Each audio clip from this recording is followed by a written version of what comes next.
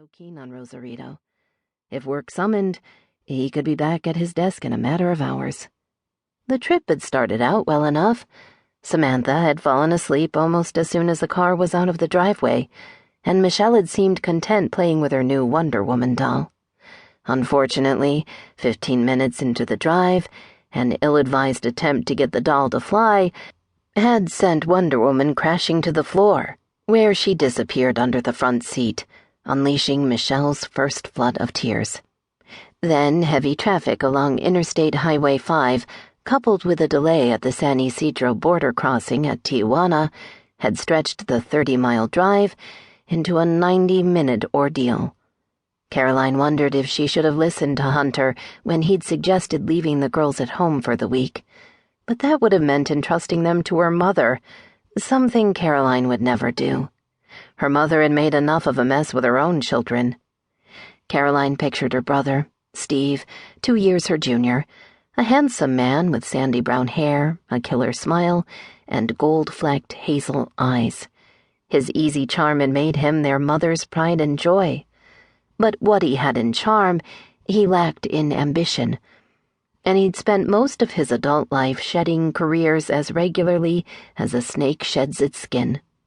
A year ago, he'd gone into real estate, and much to the surprise of everyone, except, of course, his mother, in whose eyes he could do no wrong, he seemed to be prospering. Maybe he'd finally found his niche. "I'm thirsty," Michelle wailed, the word threatening to stretch into eternity. "Sweetheart, please. You'll wake the baby." "She's not a baby." "She's asleep." "And I'm thirsty." "Okay, that's enough," Hunter snapped, spinning around in his seat and waving his index finger in the air. "Listen to your mother and stop this nonsense right now." Michelle's response was immediate and complete hysteria.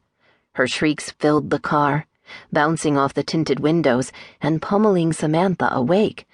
Now 2 children were screaming. "Still think kids were a good idea?" Hunter asked with a smile. "Maybe your brother is right after all." Caroline said nothing. Hunter was well aware that her brother and his wife, Becky, had been trying unsuccessfully for years to have a family of their own. Their failure to do so was a constant source of tension between them, a situation Caroline's mother took great pains to exploit, chiding Becky regularly for not providing her with more grandchildren and causing unnecessary friction between her daughter and her daughter-in-law. Divide and conquer, Caroline thought. Words her mother lived by. What else was new? "How much longer?" Caroline asked. "We should be there soon. Hang in there." Caroline leaned her head against the side window and closed her eyes, her daughter's cries piercing her ears like overlapping sirens. Not exactly an auspicious start to their vacation. Oh well, she decided. It can only get better. They were there, waiting. At first, Caroline thought that she must have fallen asleep in the few minutes between closing her eyes and their arrival at the magnificent Grand Laguna Resort Hotel, and that she had to be dreaming.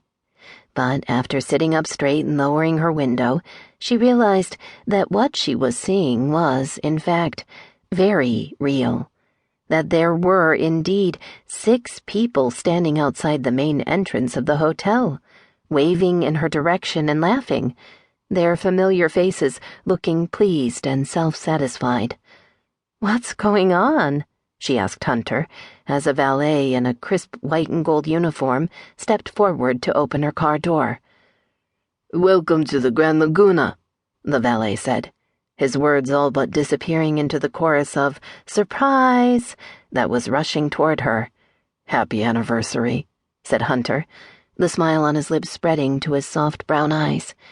He bent forward to kiss her. "I don't understand." He kissed her again.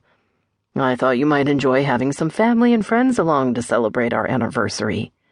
"Hey, you two," Caroline's brother Steve called out. "Get a room, for God's sake." "Good idea," Hunter said, laughing as he exited the car. He was quickly surrounded by the 3 waiting men. "Isn't this the most absolute